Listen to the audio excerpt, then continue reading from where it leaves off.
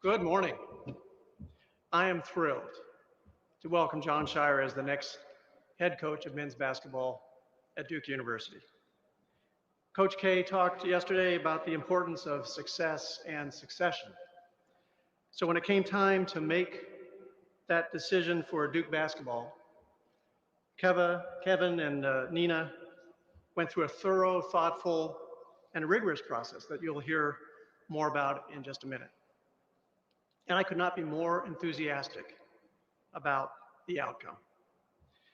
Jon is not just committed to Duke's passion for excellence in athletics and academics, he's lived it. Jon has been a part of Duke University and the Duke basketball family for 15 years. He's been a student athlete, a team captain, a national championship player and coach, and for the last 3 years, the associate head coach to the greatest mentor in the game. There is no one better prepared or more committed to carry on Coach K's legacy and to drive the continued eminence of our basketball program and our university than Jon Scheyer. Jon, his wife Marcel, daughter Noah, and son Jet have grown up as Blue Devils. Jon represents the next generation of leadership in Duke athletics, and I know our students, faculty, and staff, and alumni in the millions of Duke basketball fans worldwide cannot wait to be a part of this. You know, we've been spending a lot of time in Cameron these past few weeks for ceremonies and announcements. And I trust that the next time we are all together here in Cameron, there will be face paint and not face masks, and we'll be jumping up and down together and not 6 feet apart for Coach K's spectacular last season and the start of a new era of excellence under our head coach, Jon Scheyer.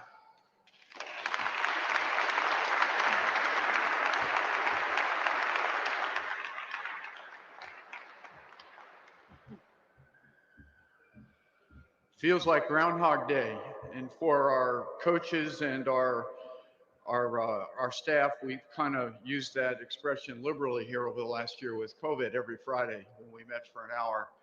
But it's just so great to be here this morning. Once again, not unlike yesterday, my objective is to be intentionally scripted and very brief. To be sure, this is indeed an exciting moment in the history of Duke athletics, quite frankly, in the history of Duke University. Jon Scheyer represents, in my opinion, and everyone here's opinion, best in class relative to the next generation. Simply put, an outstanding contemporary leader within college coaching. Pointedly, Jon, along with Nina King's recent appointment as VP AD, places Duke University at the cutting edge of the next generation movement. I mean, we are really well positioned moving forward. In terms of process, let me be clear and utterly transparent. Although I'm on the exit ramp and have been so proud to have served here for the last 13 years, President Price asked me to help facilitate the process along with my esteemed successor, Nina King. Of course, beginning with my Duke interview back in 2008, there has been no shortage of inquiries, questions relative to Duke's men's basketball leadership succession. For Mike Krzyzewski's eventual departure would be dramatic, if not absolutely impossible to replace. Throughout the past decade, I've been in earnest securing valuable insight and from former players, Duke players, university senior administrators, if not keenly interested trustees along the way, notwithstanding an occasional taxi driver or a bartender as well. Justifiably so, of course, I engaged in ongoing conversation with our tremendous, iconic coach, Mike Krzyzewski, for his perspective has been invaluable. and perhaps absolutely priceless. To that end, I might characterize all of these ongoing conversations as what I call pre-procurement activity, for we have long been studying the marketplace and, uh, and placing a real premium on Duke family members first and foremost. As for the search process, you should know that we have had 9 head coaching searches during my tenure here at Duke. Each search was chaired by the respective sport administrator, and in this case, this one was ably served by John Jackson, who's the men's basketball sport administrator, and he did a brilliant job. Interestingly enough, relative to those 9 appointments, I thought you might find this interesting. 3 came from the inside of the department, came from the existing staff. For good reason, we are extremely proud for having a very high quality bench to go to. We've had that, again, 1/3 of the appointments we've made have come from internal candidates that were on the existing staff, and we are very proud of that. Staying true to the past practices, once again, a search committee was assembled. Again, John was the chair, wherein they worked very closely with CSA, Collegiate Sports Associates. For those of you who know this, our business, that would be Todd Turner and Company. And they have facilitated all 9 of our head coaches, all 9 of our head coach searches to date. Again, from the time that Mike and Mickey firmed up their retirement plan, this process took roughly 10 days. And we're proud of that as well. At the end of the day, Jon Scheyer literally won the job. Jon, you won the job, and we're just so darn proud of that. During Jon's 3 interviews, he depicted, once again, a contemporary leader who enjoyed a great grasp of all things, analytics, transfer portal, NIL. Notwithstanding, Jon has an unparalleled sense of both the current and futuristic, highly competitive recruiting game and/or all the strategies. Lastly, unequivocally, Jon has a phenomenal relationship with the players, some of which are here, and some former players as well. For within this ever evolving landscape, it's never been more important, if not absolutely critical, to have those kinds of relationships in place.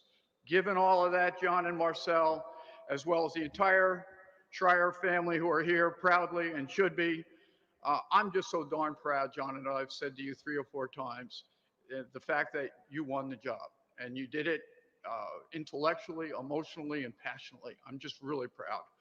Of course, from now until April 2022, Jon will continue to serve as Coach Krzyzewski's very, very strong associate head coach. I would argue maybe the associate head coach, best associate head coach in the country, before embarking on this next chapter as the 20th head men's basketball coach in Duke history. Again, congratulations to Jon. Nina, next play. It's all you.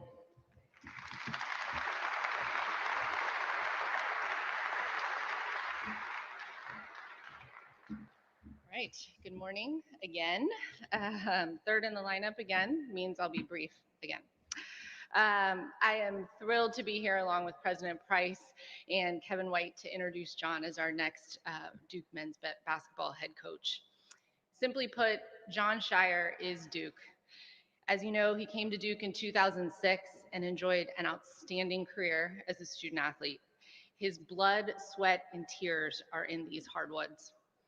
As a player and now an associate head coach, Jon has been learning from and has been mentored by the very best in Coach Mike Krzyzewski. He is a teacher and mentor in his own right, passionate about the student athlete experience both on and off the court. Jon knows what it takes to achieve excellence. He's a national champion, a smart, competitive, driven leader with a great vision for the future of Duke men's basketball. There's no doubt that he will continue to build upon Coach Krzyzewski's legacy while carrying us into the future. Jon and I have already had a great start together, and I look forward to our partnership continuing to grow as colleagues, teammates, and friends. April 2022, when Jon steps into his new role, will undoubtedly be an incredibly exciting moment for Duke athletics. In the meantime, as I mentioned yesterday, this upcoming year is one to be celebrated and relished as Duke men's basketball once again pursues excellence under Coach Mike Krzyzewski. Once again, thank you, Coach. Heartfelt congratulations to John, Marcel, Noah, and Jet, wherever they are. With that, it is my pleasure to introduce to you all the 20th men's basketball head coach at Duke University, Jon Scheyer.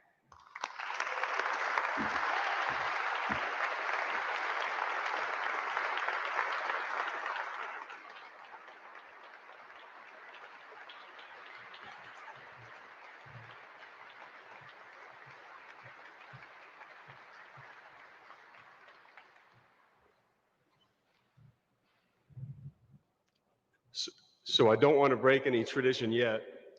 Do I need to spell my last name?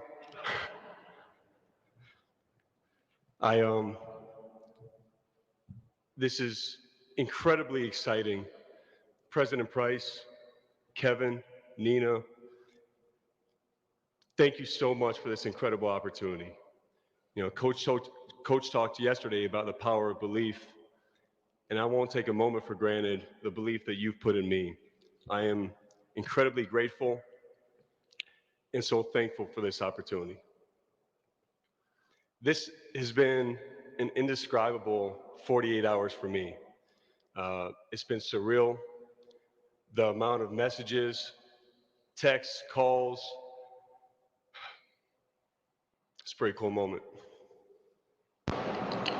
But all the messages, friends, family, former players, some who I haven't heard from in a while, which is terrific. And it's a reminder that I'm not up here alone today. You know, I'm incredibly thankful for all the people along the way who have supported and helped me on my journey to get to this point. I have, Coach, I'm so thankful to you and Mickey. You know, when I was 16 years old, you came to my high school and you laid out a vision for me. And it went beyond just playing basketball here. And you told me that I was meant to do something special. I don't know if this is what you had in mind when you said that. If you did, you're really damn good. You're really damn good. But I have enjoyed every second that I've been here as a player and as a coach playing for you. Your family has treated me like family. And I love you all. This is going to be an incredible year. And by the way, I would be remiss if I didn't congratulate you both on your 52nd wedding anniversary. So congrats to you guys.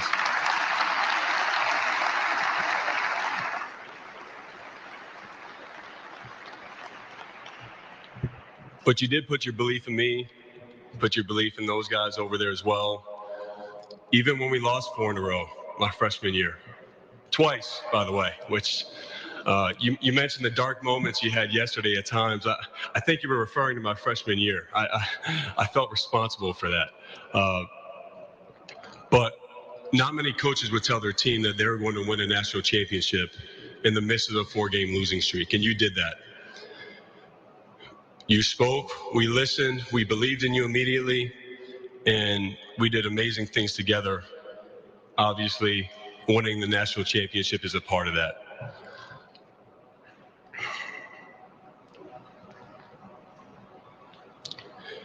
We've always said that making the decision to come to Duke is a lifetime decision.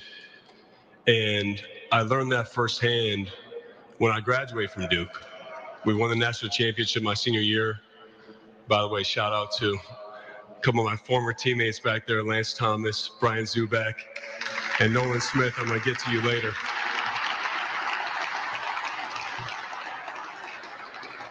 Obviously, Gerald Henderson as well. That's my guy right there. I didn't see you back there. Well, yeah, we can give it up for G2. But we won the national championship, and that summer I was playing for the Miami Heat in Summer League. And LeBron James and Dwayne Wade probably do not know this, but I was planning on being their teammate that fall. And then the second game of Summer League, I had an injury to my eye. And instead of being teammates with LeBron, I was looking at life a little bit differently. And doctors were telling me that I may never play basketball again because the permanent vision loss that I had in my right eye. And I remember calling Coach. Coach called Terry Kim, who was on a flight the next day immediately to come to Chicago to make sure I got the best care I could possibly have. And if that's not an example of Duke being a lifetime decision, I don't know what is. And it set me on a path that has led me here to this point today. I was able to get into coaching at an incredibly early age, and the experience that I've had is unlike any other I could have possibly dreamed of. And that's what I wish for all players going forward. And, you know, one of the best gifts that you've given all of us, Coach, is each other. You know, I've been overwhelmed with the love, the emotion of our former players and our brotherhood these past couple of days. And I didn't even know these guys were coming last night.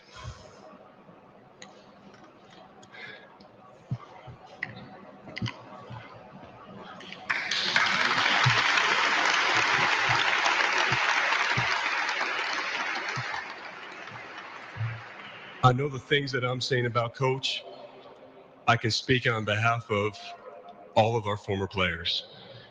We have an incredible pride in this program, in the blood, sweat, and tears that Nina mentioned that all of us have put into this.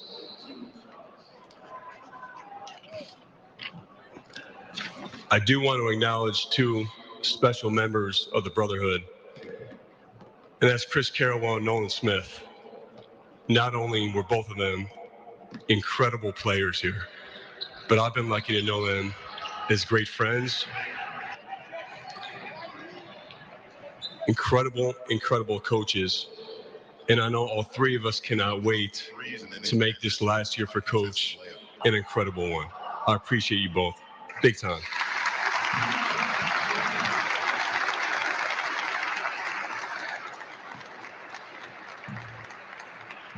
As I look back on what I'm most proud of in my career, it's the fact that I never missed a game or a practice as a player. And I would have never missed a game as a coach if it wasn't for my wife deciding she was going to go into labor early on January 29th, 2018. And by the way, I made it to the first half of the Notre Dame game. And she decided, or Noah decided, I guess, there was time. And so I am, that's a half of the game. Another moment was 2 years ago when we were playing at Syracuse. And some of you may remember this. And we were going to the game, and I felt a pain in my stomach. And soon enough, a few hours later, I woke up in a hospital in Syracuse. I had my appendix taken out. But I say all that because I do not expect this to be easy. I don't expect it to be easy. I don't expect to be given anything. We do not expect to be given anything. But I'm always going to show up.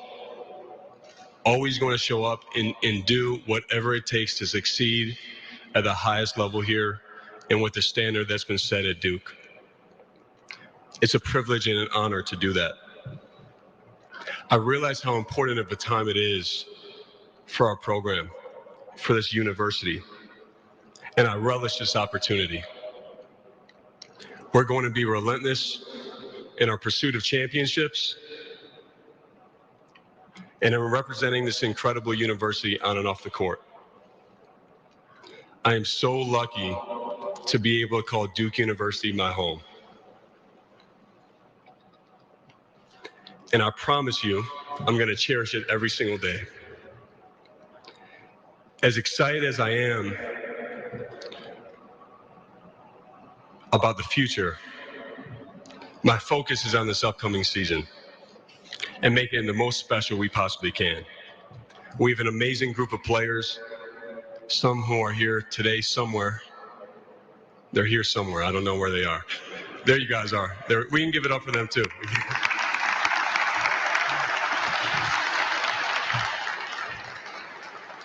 I feel like they were dressed up a little bit more for coaches yesterday. I think they realize he controls the playing time still. So, but I appreciate you guys being here. And before I move on, I just want to thank my family. You know, my wife, Marcel, we've been on an incredible journey together. And I can't wait for this next chapter of our lives. You know, Nina, thanks, all of you, thanks for mentioning my son, Jed, and my daughter, Noah, wherever they are. I'm not sure they know what's going on right now, but hopefully at some point it hits them. My parents, Lori and Jim, Brooke and Ryan, Jen and Danny, I love you all. Thank you for the incredible support, the sacrifice throughout the years. And I just want to say, as important as anything in this, our players come first. You know, I am so proud of these guys back here. I'm proud of all of the players that have come through here in my last 8 years, the relationships, the moments. I think of, you know, coaches talked about this, and it's true. You mentioned Joey Baker or Wendell Moore, and immediately moments pop in my head. A lot of you can probably guess what moments do, but it's also the moments off the court.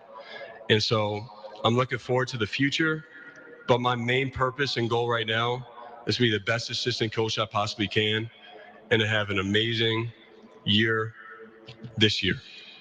So thank you all for being here, and I'm excited, and I hope you can tell how passionate I am about Duke, about this place. I'm looking forward to answering any questions. Thank you.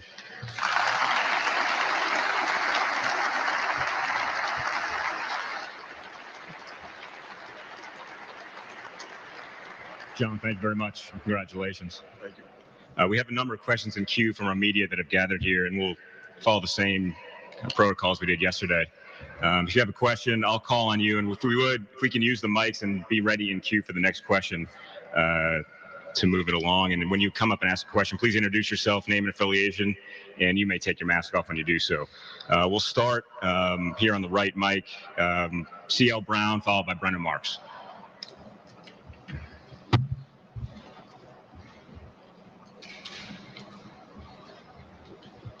Hi, Jon. I'm going to ask you this question with Coach K standing behind me, so you have to let me know if he runs up on me. But have you thought a lot about what it's going to be like to have him still present here as you are the head coach, and just, you know, how much you may ask his advice, or, you know, we talk about the shadow that his legacy is cast. I mean, will that also be a shadow in terms of how you manage the team?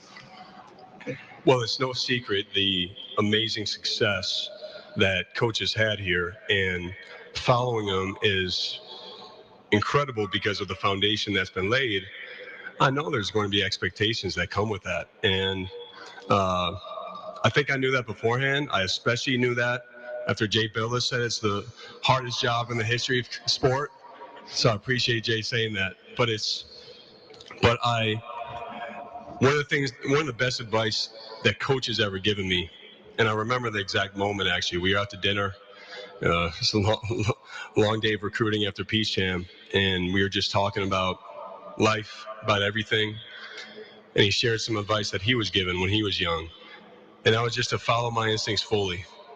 And that's what I'm going to do. I'm going to follow my instincts. I'm secure in who I am. Coach K is one of one. He's one of a kind. And I would be unsuccessful if I tried to be him. Nobody can be Coach K. Now, with that said, I'm not stupid. If there's something that I can go to him and talk to about, I have the best resource in the history of college basketball that I could ever have. I'm going to go to him. Our relationship stands on its own. So I feel excited about it. I think it's an incredible advantage. I think it's an amazing thing for the university to have him here. And I'm frankly not worried about that at all. Go Brendan, and then we'll go Jake Piazza.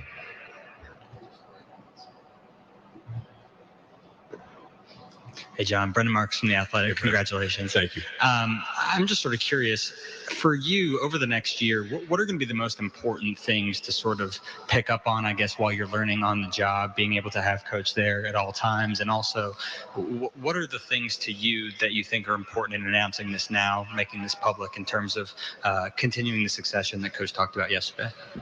Well, I plan on taking advantage of the amazing opportunity that these 10 months present, right? And it's a unique situation. I think the thing that it does is it gives clarity, and clarity is helpful. Sometimes when something's unknown, your mind starts to wonder whether you're player, fans, staff, university, whatever it may be. And so now that there's clarity for our team, I think for everyone, we can focus on the task at hand, which is to win the whole damn thing this year and have the best season we possibly can. As far as looking to the future, clearly recruiting is as important of a thing as it is with our current team, and making sure they understand what the next step for them would entail. So I plan on having lots of conversations with everyone here, understanding how they view things. I don't think I have all the answers. I feel confident in my vision, but I also am going to look to others to help in that regard. Thanks. And after Jake, we'll go to David Thompson to the right microphone.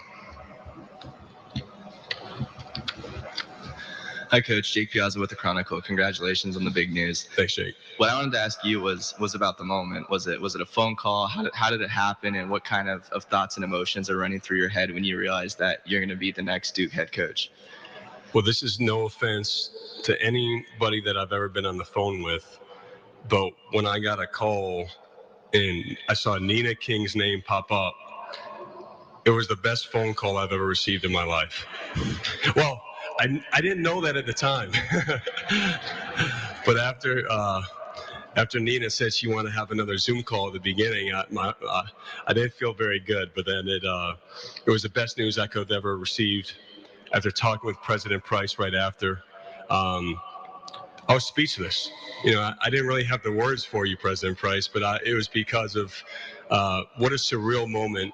And I think you immediately go back to the first time you pick up a ball, to the first time I was recruited to play here, to all the moments that I've been through with those guys back there, the ups and the downs, the blood, sweat, and tears, and then it comes to that moment. I'll never forget that in my life. Thank you. Thanks.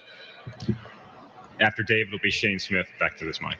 Hey, Coach, congratulations. I'm hoping this works out. I'm going to try to show you from here. I'm hoping you've seen this picture, but it's tweeted out by Duke's men's basketball. It says, "Dream big." Coach K with his arm around you says to Jonathan, "Work hard and always try your best." I'm sure he didn't think he had his arm around his successor. But can you give us a little background on this photo? Do you remember that and where that was? I do. It was actually in Las Vegas, and it was at the Jordan fantasy camp. And Coach has K Academy now, and my dad was able to go 3 times. And every year, my dad wanted to be coached by Coach K. Like, that is what he wanted to do. And before the draft, he'd always go up to Coach, say, "Coach, I'm in really good shape. I'm feeling good this year." And for whatever reason, after the draft every year, Coach would tell him, "I had you the next pick. You were taken right before me." And that picture was taken one of those times. I think when my dad was upset he didn't get drafted by Coach, I was able to snap that with him. Thank you. Thanks. After Shane, will be Brian McLaughlin to that mic. Hi, John. Shane Smith, Duke Chronicle. First of all, congrats. I'm curious on, growing up, on how you always saw your career after your playing career ended. Obviously, your playing career ended sooner than you would have expected, but did you always anticipate going into coaching after? I always wanted to be a coach. I remember when I was about 10 years old, I would have these notebooks and I would draw fake rosters and schedules and statistics of college teams, of every team. And I always had a love for college basketball, as well as professionally, but always college. My aspirations was to have a long NBA career and then get into college coaching. And sometimes life works out differently than you think. And I mentioned that moment before where I think it definitely sped up the process of this happening. And in retrospect, and I learned very quickly, that was the best thing that could have ever happened to me. And to be in this position now is beyond a blessing. But coaching is an incredible passion of mine. It's always been. And getting to experience someone else's success other than your own. When you're a player, you're solely focused on yourself. And when this happened to me, and I was proud of the professional career I had for 3 years, I played, really in a bunch of different places. But to be in the moment and, all of a sudden at Boston College, Joey Baker has 3 back-to-back shots. Or we're playing at North Carolina, and Wendell Moore, as a freshman, has a game-winning shot. Like, to be a part of them with that moment is incredibly rewarding and exciting. I also just want to make sure they were paying attention back there, and they are. So hopefully that answers that. Thank you. After Brian, we'll come here to Chris Lee. Hey, John, congratulations. Thanks. Brian McGawhorn with Rivals.com, Devils Illustrated. You spoke about clarity. I guess one of the key components of that is with recruits as well. And you'll have this unique balance, I'm guessing, this year where you will have that moment to have the head coach hat on this year while you're also associate head coach. Can you speak to that component of it and that balance of speaking with the future for Duke and while kind of handling your business now? Yeah, no, it's going to be a great challenge, but I think it's a great opportunity. And, Nolan, Chris, and myself, we're going to be out on the road a lot. And, Duke is an incredible place with a lot to offer. It is the best of both worlds. You can't get a world-class institution with a basketball program like this anywhere. It's the best. And, the thing is with Coach is still here. Coach isn't going anywhere. And so we're looking forward to, one, we haven't been out. We haven't been able to see anybody in person. So we're looking forward to doing that. But two, we're going to navigate it as it comes. It's a unique situation. I think we can really take advantage of it. There's obviously some great kids out there who are really interested. And it's our job to find the right ones and get them here and meet in person. That's always been really important to us, is developing the relationship. And that can't get lost. It still is about relationships, developing trust, and the belief that not only that we have in players, but that they have in us. Thank you. After Chris, we'll go Mark Watson. Congratulations, John. Chris Lee from WRAL. I wanted to ask, I know you've talked a lot about what Coach K has meant to you off the court and the different lessons you've learned from him there, but while you've sat on the sidelines with him, what is a moment that you think of, maybe an in-game adjustment or a call he's made that kind of blew your mind, that was like a huge lesson for you, that you've kind of taken and put in those mental notes that you'll take with you moving forward on how to adjust in-game?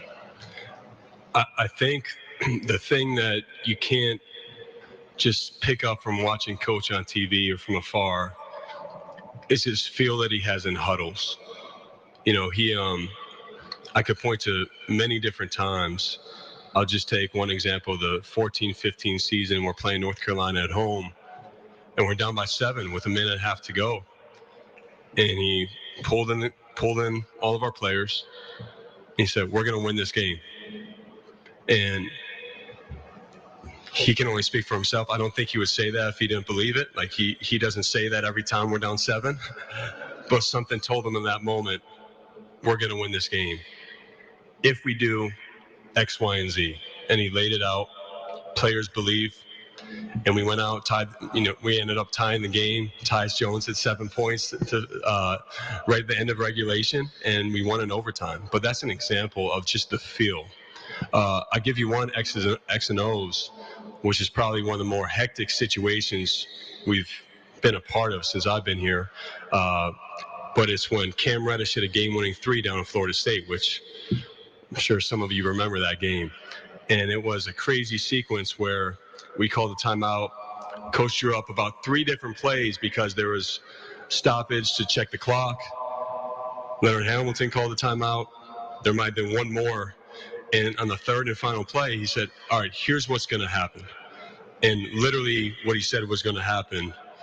Cam is going to come around, find him. They're going to go right to RJ. And Cam ended up with a wide open three. And obviously you have to make the shot still. But those are the special moments that have been fun to watch. Mark Watson and then Bridget Condon. Mark Watson, Political Nation. Congratulations. I've known you for a while, covered you on the recruiting trail as a player, coach. I wondered if you could talk about the continuity of this hire. I mean, this familiarity. You're going to be coming along with Nina.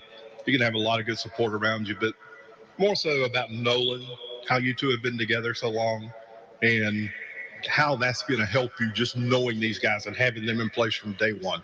And I'm going to sit down for that. Okay.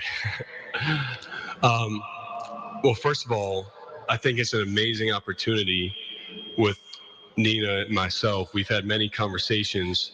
The fact of the timing of this, with what, 2 weeks ago, a little over 2 weeks ago, and now with the timing of me being hired to grow together. And, you know, Coach is up from day one. Literally, the first year I came back, Coach said the most important relationship, two most important relationships are with your athletic director and with your president. And I've seen the way Coach interacts, and that relationship with Nina, relationship with President Price, is incredibly important to me.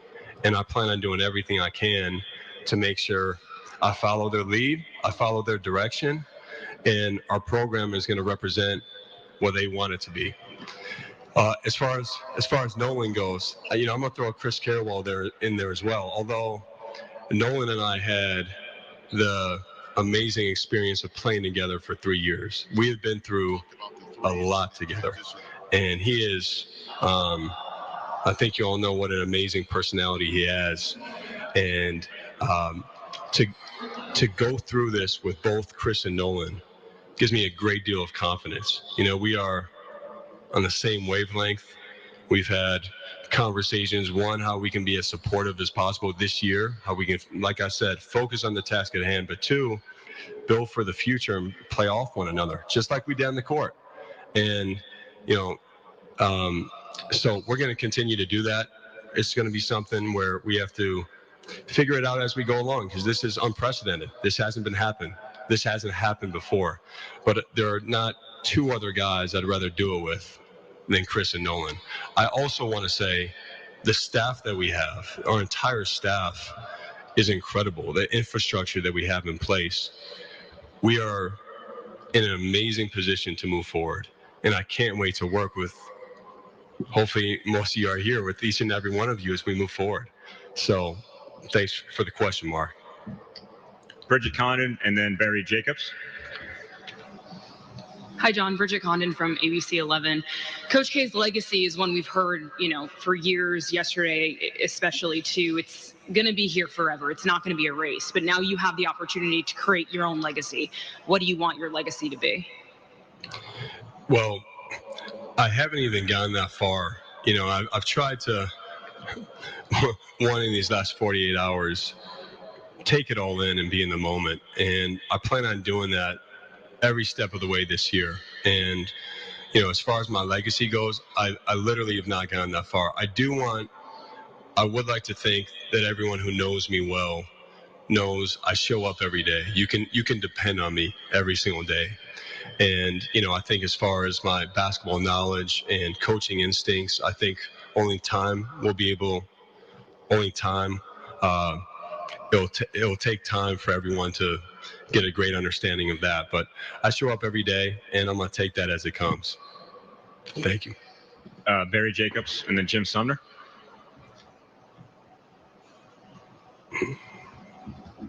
Congratulations again today, John. Thank you, Barry. Sure. People love to predict the future, even though they can rarely get it right. And one of the things they use is precedent. And I'm sure you have a prepared answer. You kind of alluded to this before, but the conventional wisdom is, just like You can't replace Christian Leitner. You can't follow a coach like Mike and expect to be successful enough that people are satisfied. So what is your, you'll be asked this many times, what is your answer starting off? Well, it's, I know my history. I understand I've been told many times in the last 48 hours, by the way, that you're not supposed to be the guy that follows the guy. You're supposed to be the guy that follows the guy that follows the guy. And with that said, I'm not afraid of it. This is an incredibly unique situation. Coach did mention it yesterday. This is one of one in terms of a succession and how this is going to work. I think it's built for success. The thing I'm not going to allow or pay attention to is what other people consider success. I feel as long as I'm on the same page with my president, my athletic director, our team, our staff, our coaching staff, that's what's important to me. And I'm anxious for the opportunity to show what we can do, of course, but I'm not going to pay attention to the outside noise, the expectations. I understand that comes with this job. I'm not running from it, not hiding from it, but I realize that's a part of it. Thanks. Thank you. We have time for a couple more after. We'll go Jim Sumner and then Mike Topper. Hey, John, again, congratulations. I'm getting tired of hearing that, but congratulations. Thank you. I want to kind of ask you to follow up on something that Kevin alluded to earlier. The word continuity is thrown out a lot yesterday, continuity of culture, continuity of excellence. By the same token, you're taking over, and you'll be taking over during an incredibly volatile college basketball landscape. The maturation of the G League, the transfer portal, something is coming down the NIL turnpike. We don't know what or when, but something's coming. The NBA might be changing their CBA. How do you balance the imperatives of keeping the things that have made Duke so good over the decades while being nimble enough to adapt to this changing landscape?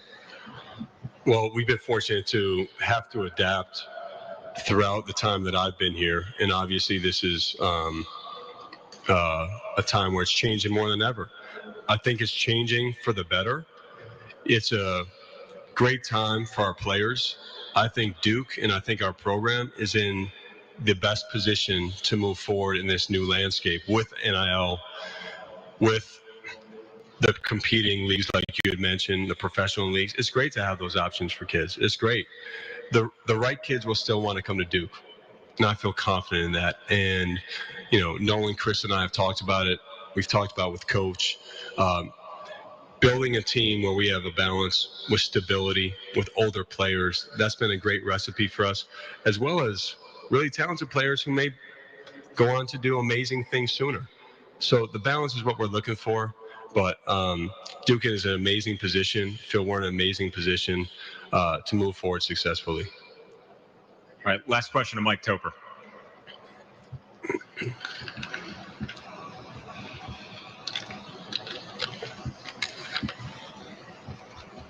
John, congratulations.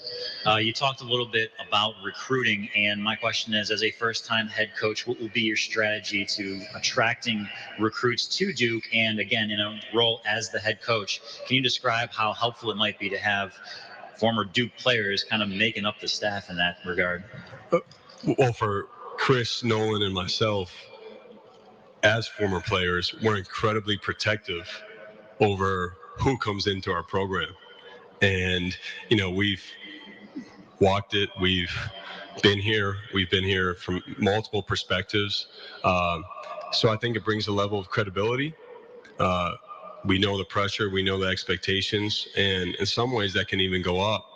But I think it's an amazing opportunity. Like I said, Coach is still here as well. So you get the best of both worlds. The thing that I know I don't have the luxury to show or to prove is, here's who I am as a head coach this year. Although I think it boils down to trust and belief. I think all relationships do at some point. I know people had to put their trust and belief in Coach before he was able to prove what he could do. So I look forward to earning that trust.